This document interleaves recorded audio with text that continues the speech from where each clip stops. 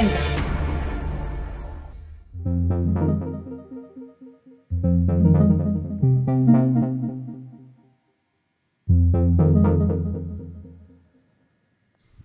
Muy buenas tardes, mi nombre es Erika Sena y a nombre de la Universidad Autónoma de Ciudad Juárez les agradecemos que nos acompañen en la presentación del volumen 18 de la obra colectiva anual Chihuahua Hoy.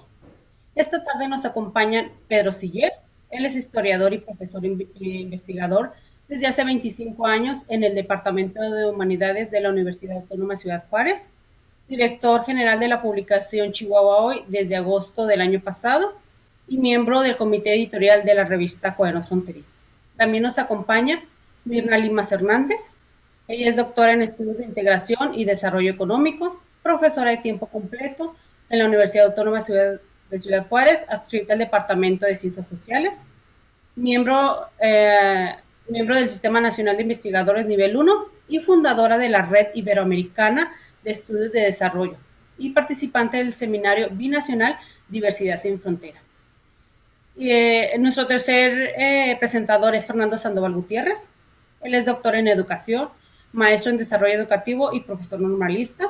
Es miembro del Sistema Nacional de Investigadores de CONACYT y maestro fundador de la UACJ en Cuauhtémoc.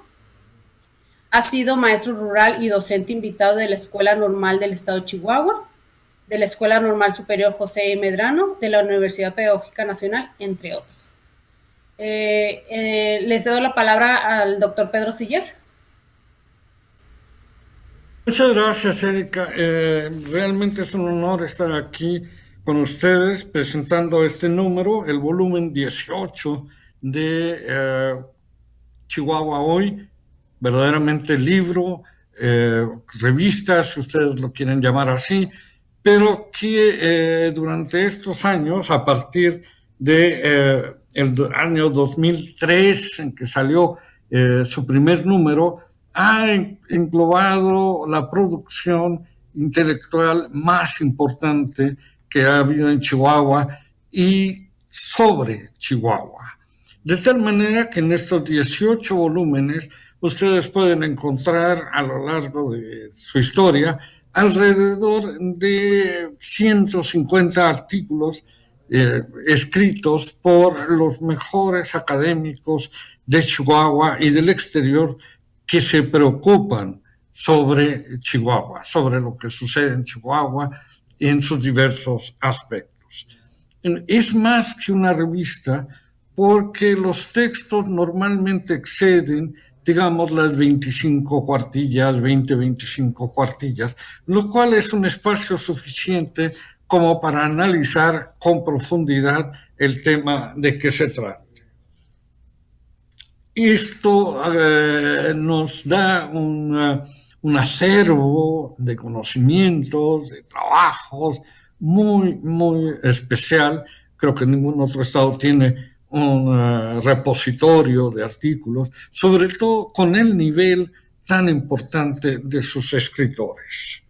Se vean aquí a lo largo de estos años, de esos 18 volúmenes, 18 años, es una periodicidad anual, el análisis de una realidad compleja que no ha sido dejado de lado en ninguno de sus temas.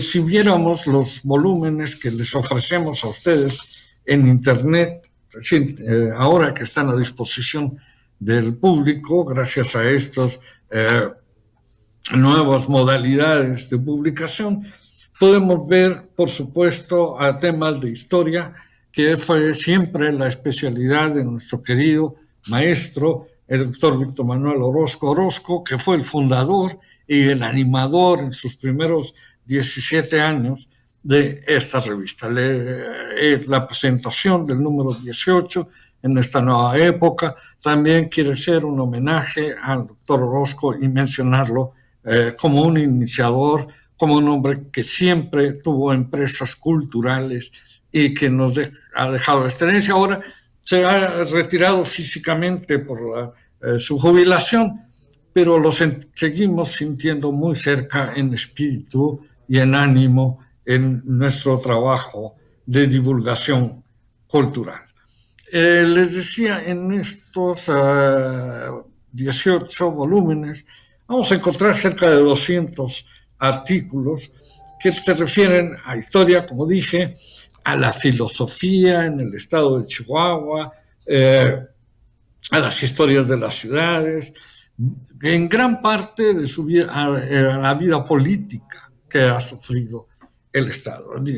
No solamente transitado, sino también sufrido el Estado, ¿no? Y que hay artículos de destacados especialistas sobre este tema. Ojalá nos leyeran los políticos, tendrían mucho material de donde cortar y quizás una que otra idea sugerente sobre lo que se debe hacer. También van a encontrar en estos artículos una historia de las artes en Chihuahua, historia de su desarrollo artístico, cultural y en muchos casos, como lo han hecho algunos autores, de sus medios, análisis de sus medios de comunicación, etcétera, etcétera, y también del problema, por supuesto, de inseguridad. Los que han escrito en la revista decía que son destacados académicos. Se puede ver a lo largo en la mención que se hace de su vida académica, se puede ver con mucho la autoridad con los que se han referido a estos temas. En algunos temas, como en estos últimos, la cuestión educativa también tiene un papel muy importante, muy, muy destacado, y espero que nos acompañen leyéndolos. Y también sobre Ciudad Juárez en particular. Para nadie es un secreto que Ciudad Juárez ha jugado un papel primordial en la historia de Chihuahua. No solo desde épocas, prácticamente desde el nacimiento del estado de Chihuahua hasta el día de hoy, Juárez se ha significado como uno de los puntos emblemáticos del estado y lo seguirá siendo al menos por mucho tiempo. Aquí en este último número van a encontrar un artículo importante, muy importante, de algunas personas como el doctor Ricardo León sobre los barrios de la ciudad, etcétera, y otros que se refieren prácticamente a la violencia política, la violencia social, etc. Reunir en unos cuantos volúmenes, que fue el interés del doctor Víctor Orozco y sigue siendo su interés, y dar así un panorama de los estudios regionales, de los estudios sobre Chihuahua, convirtió a esta revista, o la ha convertido, en un referente básico para todos los que quieran acercarse a esta parte del norte de México. También, nos guste o no, a partir de la revista se entabla un diálogo con las otras publicaciones académicas, sobre todo del centro del país, y se pueden ver muy claramente estos dos enfoques. La doctora Mirna Limas ha colaborado de manera extraordinaria en estos artículos que permiten reflexionar sobre la ciudad con una voz que nos habla desde dentro de la ciudad, muy diferente a quienes nos ven desde fuera y a veces con un cierto aire de desdén. Así que bienvenidos, están todos invitados a ver este número 18, a seguir compartiendo con nosotros este camino para dar a conocer a Chihuahua, digamos, en todos sus aspectos y desde una voz interior que creemos que es muy importante. Al llegar a este momento, queremos hacer un homenaje al doctor Víctor Manuel Orozco, continuar con una nueva época y seguir contando con ustedes, tanto como participantes que nos sigan enviando sus trabajos, como lectores, como testigos de lo que ha sido una vida académica de un grupo de gentes. Muchísimas gracias y continuamos con la presentación. Muchas gracias, doctor Siller. Efectivamente, Chihuahua hoy se ha convertido ya en un referente para quien quiere hacer investigación de cualquier tema sobre Chihuahua. Comento que Chihuahua hoy es una revista 100% arbitrada. Tenemos dictaminadores especialistas en cada tema que son de Europa, de la América Latina, de Estados Unidos y por supuesto de aquí de México. Por eso nos hemos asegurado que los artículos publicados en Chihuahua hoy sean de calidad y cumplan con lo de una revista científica. Así que efectivamente los invitamos a que colaboren en Chihuahua hoy. Con esto pues le cedo la palabra a la doctora Mirna Limas. Muchas gracias por la invitación. Es un placer coincidir con ustedes, estimado doctor Siller, doctor Sandoval, maestra Sena, audiencia que nos acompaña. Es para mí muy satisfactorio ser portavoz para presentarles el artículo titulado Experiencias de segregación o acoso en la maquiladora, testimonios de trabajadores, trabajadoras en Ciudad Juárez, Chihuahua, con autoría de la maestra Fernanda Noemí Frías Martínez y una servidora.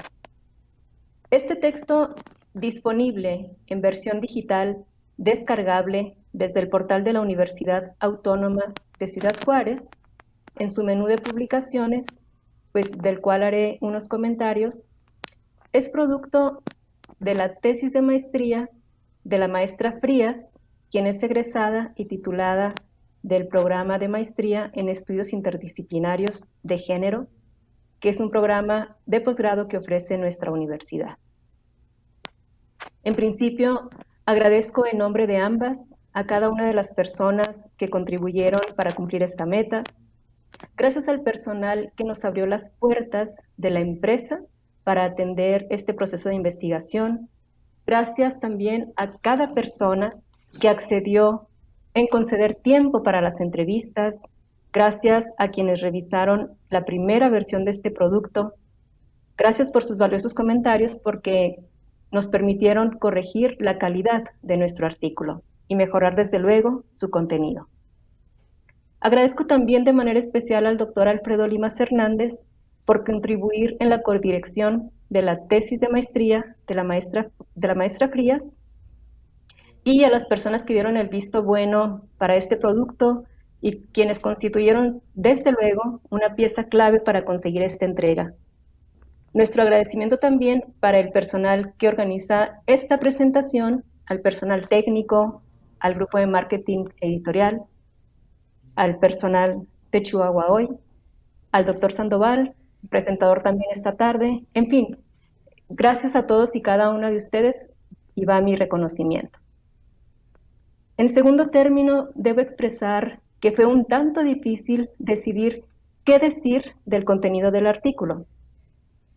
Y pues dado que este artículo es sobre segregación y acoso laboral en la maquiladora, quiero destacar que algunos términos clave de este artículo como orientación sobre el contenido, pues tienen que ver con grupos vulnerables, certificación de género, segregación laboral, desde luego, acoso y hostigamiento sexual, grupos vulnerables, y es un estudio vinculado con la industria maquiladora, de lo que procede resaltar que este artículo fue escrito con la intención de que sea leído no solamente por especialistas sobre alguno de estos temas, sino que además constituye un recurso útil para estudiantes, personal académico, universitario y desde luego que pueda ser comentado también por el público en general. Este artículo, en mi opinión, es muy ilustrativo en cuanto a la importancia de exponer y reconocer algunas bondades, ventajas y polémicas que se desprenden al proponer y documentar estudios sobre violencia y estudios con perspectiva de género. El objetivo central es exponer algunas experiencias, en ocasiones muy dolorosas o en ocasiones un tanto positivas o negativas en su momento, de empleados y empleadas de una empresa maquiladora que tenía la distinción de ser una empresa certificada en el modelo de equidad de género que fue impulsado por el gobierno mexicano desde la década 2000. Tal como pueden verificar en el contenido de este material, el artículo describe que la operación de ese modelo en México funcionó durante los primeros 15 años de la década 2000 y consiguieron 220 organizaciones ese sello de certificación que vencería el 31 de diciembre de 2015 con opción a que las empresas pudiesen volver a aumentar su vigencia, volver a solicitar la evaluación para poder recertificarse, o bien dentro de estas 220 organizaciones podemos destacar y mencionar que algunas de las que se localizaban en Chihuahua incluía a la Auditoría Superior del Estado de Chihuahua, que contaba con esta certificación, Agnico Eagle México, Rendilitros Gasolinera, el subsistema de preparatoria abierta del Estado de Chihuahua, la Universidad Autónoma de Ciudad Juárez, entre otras dependencias. Luego, otro mecanismo disponible que también se alude en el documento es que recientemente las empresas pueden optar por conseguir el sello denominado Igualdad Laboral y No Discriminación, que también conlleva una serie de evaluaciones para la empresa o la institución que requiere evaluarse. Pero en concreto, hablando del modelo, pues la revisión de estos informes de efectividad respecto a las evaluaciones presentados por diversas instituciones certificadas, pues nos permitieron darnos cuenta que estos temas de discriminación laboral, de segregación, de acoso sexual, figuraban en los últimos puestos en términos de importancia y de alguna forma en los expedientes se buscaba minimizar la importancia de esta evaluación respecto a estos dos ejes importantes respecto al ambiente laboral al cual están pues de alguna forma sujetos y susceptibles las personas empleadas en una u otra empresa. Pues así sucedió que ante la inquietud e implicaciones que advertía un estudio de este tipo, pues nosotros en términos académicos, metodológicos, consideramos viable disponer de experiencias de primera mano y puntos de vista de un grupo de personas que colaboraban en esta empresa maquiladora, que afortunadamente tuvimos una buena entrada, una buena aceptación, y entonces en la muestra participaron empleados y empleadas de esta empresa maquiladora, y de alguna forma quiero mencionar que el guión de preguntas en esta entrevista semiestructurada, pues desde luego considero 2 secciones, pero donde pusimos en atención 6 categorías de análisis. ¿Qué opinaban? ¿Qué experiencia tenían sobre discriminación, puestos y salarios, sobre relaciones personales, conocimiento y percepción de la segregación y de la certificación de género, los eventos de acoso, si habían denunciado y qué seguimiento hubo en su momento por parte de la empresa?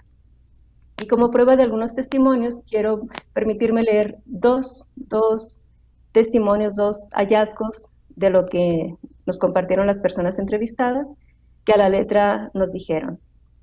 Héctor, que es un nombre ficticio, nos dijo: dentro de la empresa, sí creo que una mujer tiene más riesgo de sufrir acoso. En cambio, Cristina, también empleada de la empresa, nos dijo: ahorita ya todos estamos expuestos. Los tiempos han cambiado, obviamente. Todos podemos ser víctimas de acoso. Incluso yo he visto y me he enterado de casos donde las compañeras son las que acosan a sus compañeros hombres. Y bueno, esto lo dejo como parte de los testimonios que son muestra del trabajo que realizamos, y desde luego nosotros sabemos y reconocemos como autoras que son temas que generan escozor o incomodidad en el ambiente laboral, en el ambiente familiar, en el ambiente personal, individual. De este modo, pues nosotras como autoras del artículo creemos y coincidimos que es viable que las organizaciones, independientemente del giro o de la rama de la empresa que emplea a personas donde interactuamos, pues desde luego deben propiciarse climas laborales libres de violencia, que se promuevan mejores relaciones interpersonales y de este modo contribuyamos desde la academia, desde la investigación, ambientes a favor de la equidad y de la igualdad de oportunidades. Y con certeza quiero anticipar que seguramente este artículo, al igual que el contenido total del volumen número 18-2020, pues nos va a permitir la coincidencia de nuevos diálogos, la coincidencia entre pares para potenciar nuestro trabajo desde diferentes profesiones y desde diferentes profesionales. Y por lo tanto, entonces, no me resta más que agradecer a la maestra Sena por este espacio e invitar a nuestra audiencia a adquirir esta publicación porque considero que constituye una gran obra, un gran trabajo y que me gustaría que ustedes luego nos hagan sus comentarios. Sin más que decir, muchas gracias por su atención. Muchas gracias, doctora Mirna. Efectivamente, su artículo es muy interesante, se los recomiendo que lo lean. Pueden descargarlo, visualizarlo y descargarlo desde la página. Y al final les voy a mencionar la liga que es NE Revistas UACJ en Chihuahua Hoy. Ahí pueden consultar todo el volumen completo y en específico cada artículo que en este específico de la doctora Mirna que nos acaba de presentar. En verdad se los recomiendo, está muy interesante. Ahora le cedo la palabra al doctor Fernando Sandoval. Muchas gracias, maestra Sena. Muchas gracias a todos y a todas. Y me siento muy contento de poder participar en un ejercicio como este. Siempre la participación en Chihuahua Hoy es, en primer lugar, un privilegio, lo decía el doctor Siller más temprano, por la magnitud, por la estatura que tiene Chihuahua Hoy ya en su edición 18 en el mundo académico, y además porque se trata de un espacio excepcional, dado su carácter, su naturaleza multidisciplinaria para acercarnos a los temas de nuestro estado, siempre cuidando esta estatura académica, este rigor que ha caracterizado siempre a Chihuahua Hoy. Es verdaderamente una oportunidad excepcional, es un privilegio poder ser parte de este volumen 18, nos sentimos muy contentos. Y en esta ocasión quisiera platicarles acerca de este capítulo que escribimos a dos plumas, la maestra Carla Ivonne González Torres y un servidor. Ambos somos maestros de la división multidisciplinaria Cuauhtémoc, de esta joven división que abrió en 2009. Y que además, dicho sea de paso, constituye una de estas caras tan interesantes de la universidad en su presencia estatal, no más allá de la frontera. Es sumamente importante e interesante la voz y la presencia de UACJ en otras latitudes del estado de Chihuahua, así como en otras partes de México.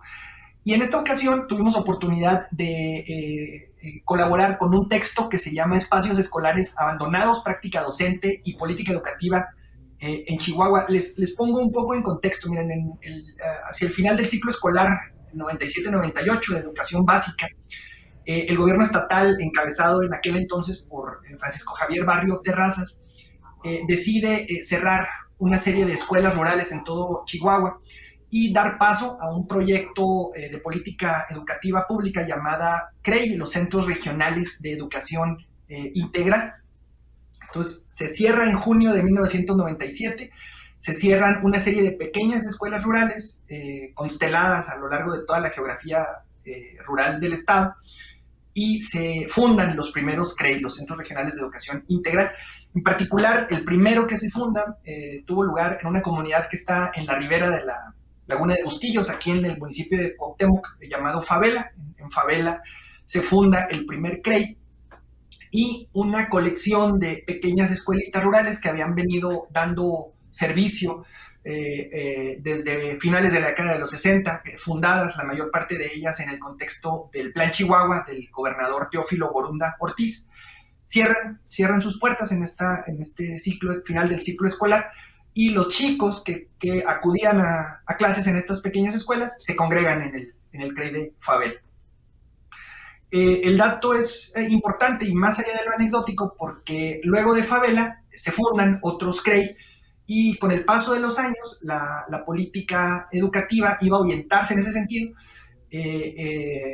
con consecuencias incluso nacionales, ¿no? El programa de los CREI aquí en Chihuahua es el antecedente más importante para lo que luego sería el programa, el ya extinto programa de escuelas de calidad que cubriría la geografía nacional con medidas similares a la que se tomó en esta administración, que por cierto, ustedes lo saben, fue la primera administración panista en la historia de Chihuahua. Entonces, en este marco, con este antecedente y aprovechando el trabajo de estudiantes de la licenciatura en educación acá en Cuauhtémoc, tuvimos oportunidad de visitar las comunidades que se cerraron originalmente en esta primera experiencia de 1997 y que concentraron sus matrículas en el CREI de Favela, en el primer CREI abierto acá en Chihuahua. Tuvimos oportunidad de estar en varias comunidades cercanas, todas ellas en la ribera de la laguna de Bustillos.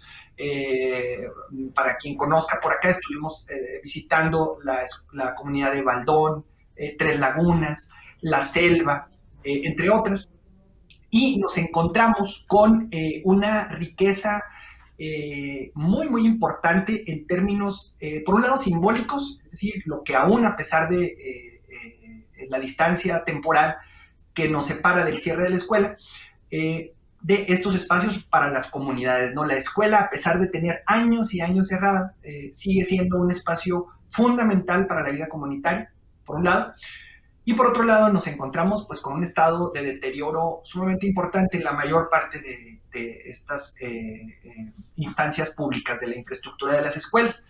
Cuando se cierran estas primarias, el gobierno estatal diseña un plan para convertirlas en centros comunitarios que finalmente con el tiempo no se lleva a cabo nunca. Y hoy en día, pues la mayor parte de estas escuelas son tapias, algunas ya se han derrumbado, y otras más, que son las más interesantes, hasta la fecha constituyen pues verdaderas cápsulas del tiempo en donde se conserva el último libro de asistencia de estos chicos en el ciclo escolar 97-98. Se conservan los cuadernos de los pequeños que se quedaron por ahí en el aula, se conservan incluso los efectos personales de los últimos maestros, ya que hoy en día la mayor parte de estas escuelas se utilizan de manera parcial para actividades de CONAFE, o bien ahí es donde se organiza la quinceañera de alguna de las vecinas, cosas así. Pero en lo general se ha perdido este espacio, ¿no? Nuestro artículo versa sobre todo con respecto a esta parte, ¿no? A la riqueza que a través de entrevistas a profundidad que estuvimos desarrollando con los vecinos de estas comunidades rurales, encontramos, ¿no? Todos ellos, a pesar de estas circunstancias de las que les hablo, recuerdan con gran cariño su graduación, que en muchos casos fue la única en la vida. Recuerdan lo que significó en su momento y lo que sigue significando la escuela rural para sus vidas y para las vidas de las familias, ¿no? Encontramos una recreación de la historia cercana a través de este acercamiento, utilizando la historia oral, de lo que se vivió y de lo que hoy en día significan las escuelas para la vida de estas localidades, ¿no?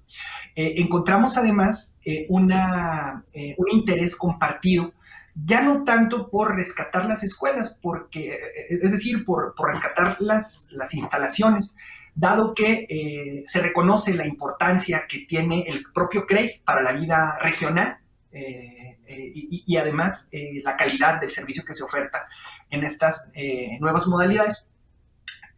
Pero sí se distingue en la voz de quienes pasaron por estas escuelas la necesidad de rescatar lo que don Luis González llamaba la historia matria, no cercana, la presencia de la escuela en las 2, 3, 4 décadas que han pasado y que se cerraron en el momento, ¿no?, en que se clausuran las escuelas.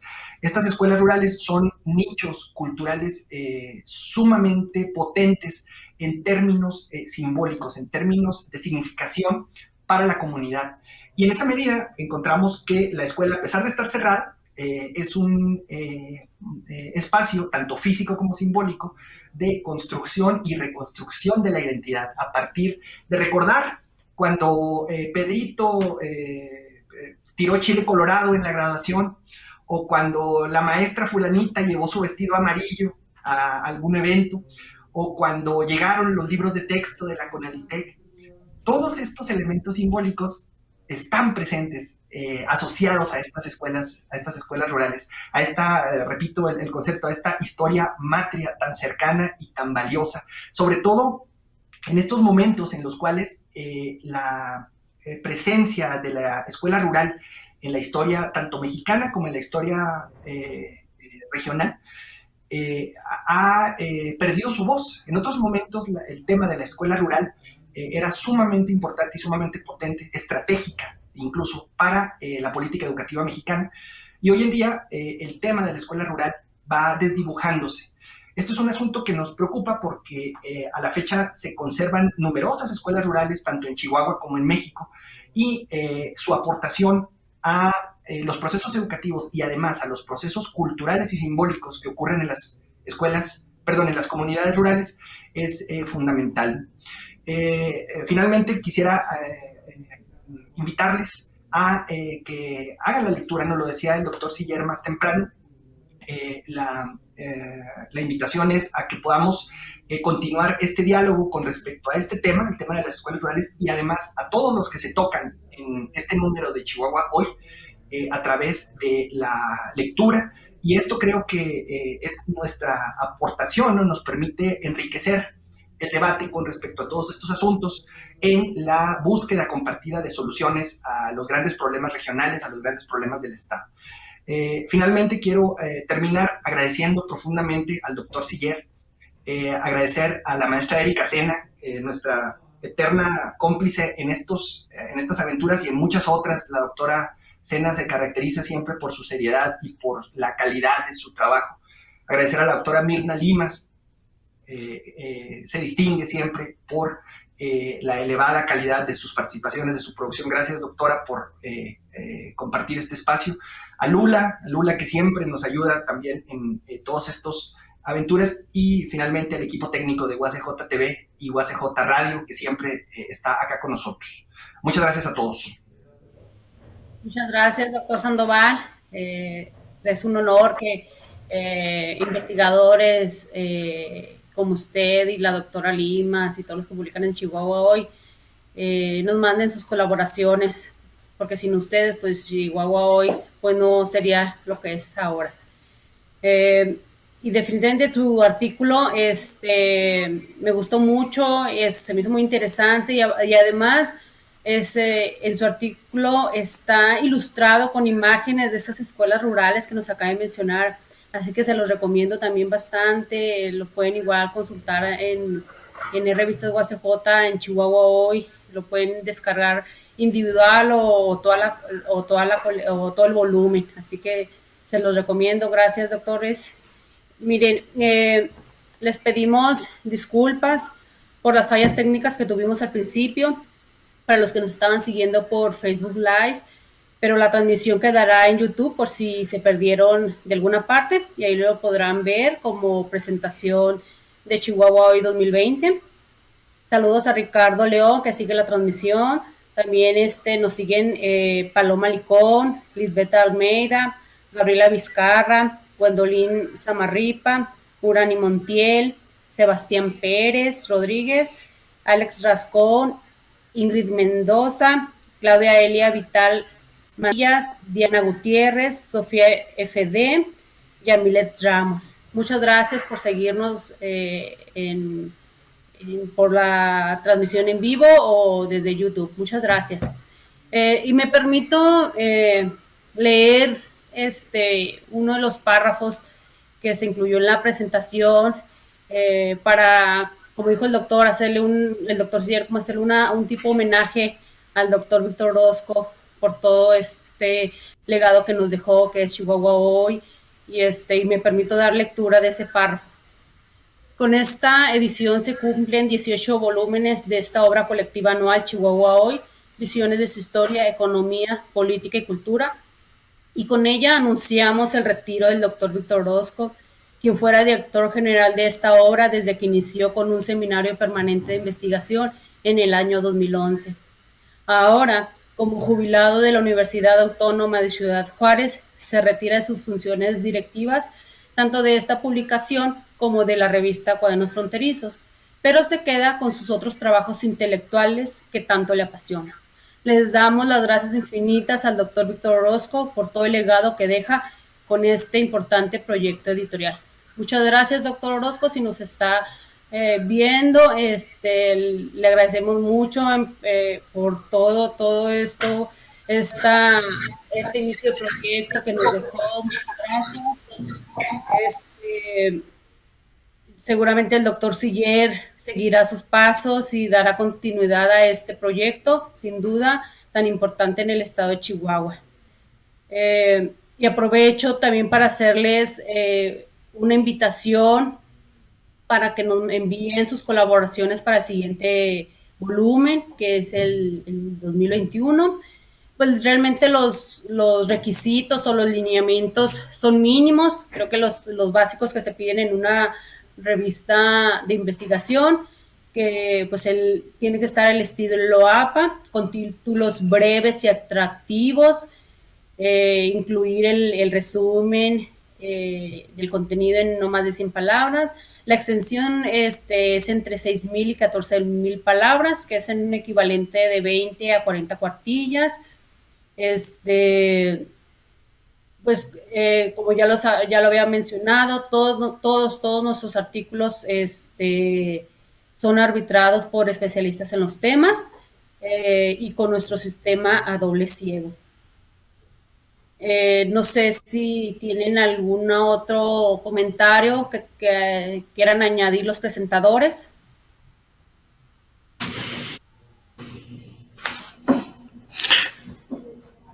Bueno, muchísimas gracias por todos estos conceptos vertidos. Solamente al final quisiera hacer un reconocimiento enorme a las autoridades universitarias que de alguna manera, a través de publicaciones como Chihuahua Hoy, Gnosis y otras, Cuadernos Fronterizos, en fin, ha demostrado ser una institución educativa siempre muy comprometida con su entorno a partir de su vida académica.